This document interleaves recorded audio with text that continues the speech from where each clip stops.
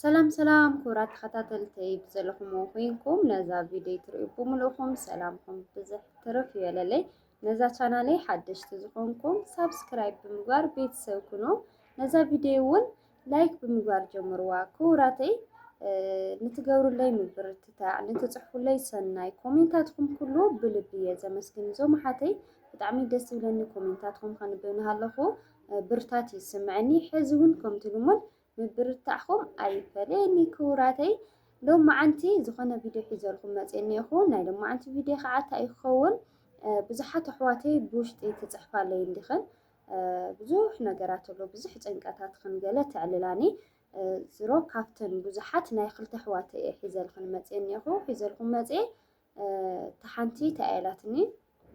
زخنا نجار قط إيمونني أو مون تخطات تخيش شرق ورلي كاو كم زناتي عينت نجار زقط عند حرد اليوم أو كومنت يصحفوا لي مو كومنت خنببي سلازولتني أو كومنت تصحفوا لا خنبولكم كم عينت نجار قطيمو مدحانيت زرخبس ويخعهم عينت زقط أمكن سوات عند حرد أهاليخن أو كومنت تصحفوا لا مالتو ناجنقت نشتي اللي بتعمي خبيد حد نجارات أبع الخابط حقوق تريو بتعمي زخبده كنا أقل لبيلكم يتريو حواتنا بجنقتي إني أنا حسابكم تقدسكم صحفوا لأن مالتي الناس كنا زا نحن تحفتي حساب وصلكم حتى سلام يرحفتي حدا نجر كتمخرني وين أبتقطات التخيك تقرب الليمو أب كومنت خنبب إيام يرحفتي أنا بريد كابز متأني ساعات جميرة كساب حزي ورحي أي متأنن قدم كم نورمال جيرة يزوسد نيرة كبلكي يحقوس نيرة يعرف نابلكو عدمنا وسوكو مسكوتكو جن تنقت خجبر لي ولا بزح عمت يتنحى محمام أي حمم حكمنا خيدة نيرة جن ناي سدت نجر من مللاس بتشاخوينو مستو زي حقاوي مخانيون قدي فيو جن أحواتي كم زخماي نبرت أبولاد زبط حتى هلدو تاي وي مدحانيت زرخبت انتهاليا حزس كولدو يخوندو تاي نابلكو كتنا جميرة يبال مالتيو صحف حتى ربي لا صحفاتني أمبي بزحنا علينا بسلكي فإني أحط أمثيلكم أنا بريد متأني أو 10 عدمي بريد متأني كا10 عدمي جميرو جن كسع هذه ورحي متأني أي فلتن أو 5 أو 6 زمتأني زقدم أو جيزان اسمنتي أو جيزا قلعنتي من ما يمثلني نيرو حزنا عاوكم مسكركو جن سدت دياني حزي أو سدت جن سواء حيزاتهم مرعي نيرا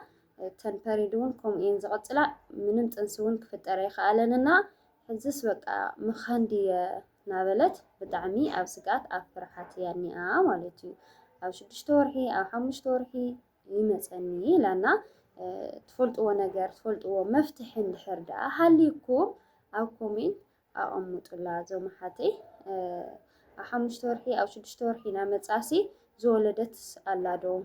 سوايني الناس سواي كعلقاس أي تولدن قدي مخانيا قد خيو للناس بتعمل فريحس نسوا أي قاس حسابي شر أي قورون إنها بيزخم تفلتوا مفتحي إن الحردة هاليو أو سدتي إني أخو حكمنا توصلنا معلتات خيدا نيريا جين مراجع 5 تملسنا علتن مستزي حقا ومخاني خاني بقى قدادي فيو سو إلى تنني مالتيو إنا أحواتي معري تفلتوا نجر عند حردة أهاليكم أو كومنت تصحفوا لا كل دس يخلدو مخان خيخونا والكيز جنات ولا مو كميو اسكي تصحفوا مو أو كومنت كلنا خن مهارو لنا مالتيو نايت حنت حفتي كومنت مانو حتى خعاتي يمثلكم بزوحنا علينا مساخعة بتعمية تحزنك تايلات نمثلكم أنا بتعمي أنكر قوالي نيرة ججنا قوالي نيرة ما نم بيتسبي يكون محاستي يكون ما نم سوسي ججنا يايلو زخور على يسوي نيرة بزخونة قات أمجن زخونة سحتت تسحاحي تيلا تسحتت كله بسلكيو بأكلي منم زرخواني نجري لي تسحتت بسلكيو جن بسلك مسحاحاتي جن الساعة هذه نحد عمتها سأكل مسوى تخفين مني وبحسهم جنقات سرحي قديفة ነፍሰይ ተዋላሹ ገፀይ በቃ ተባላሽ መሪተ አካላቴ ኩሉ ደቂቁ ነፍሰይ ተወዲኡ ኣብ እጀዛ ኮፍ ኢለ ዝገብሮ ነገር በቃ ጨኒቁኒ ኣነስ ኣካለይ ደኣዩ ሰብ እኒኦም በይ መንፈሰይስ የለን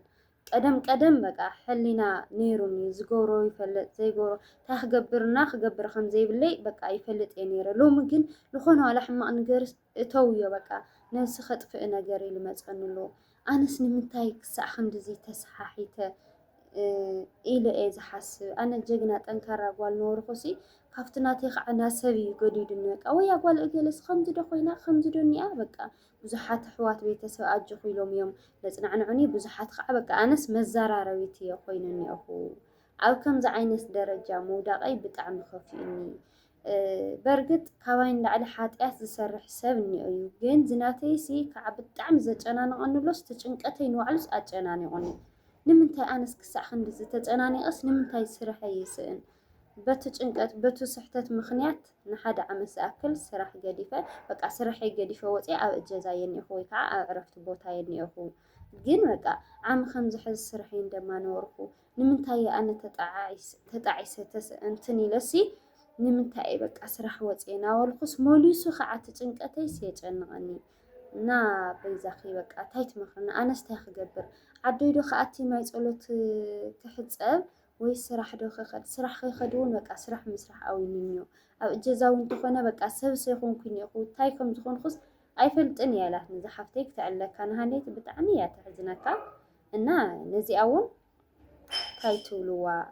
ምኸርዋ ይኹን በርግጥ ብውሽጢ ብዙሕ ኣዕሊልና ኢና ብዙሓት ነገራት እውን ሓቢረያ እየ ኣነ ዝፈልጦ ዓቕመይ ንስኻትኩም ከዓ ኣሕዋተይ ማዓረይ ብፍላይ ናይ ስነ ልቦና ሞያ ዘለኩም ከምዚ ቴራፒ ገለ ዝበሃል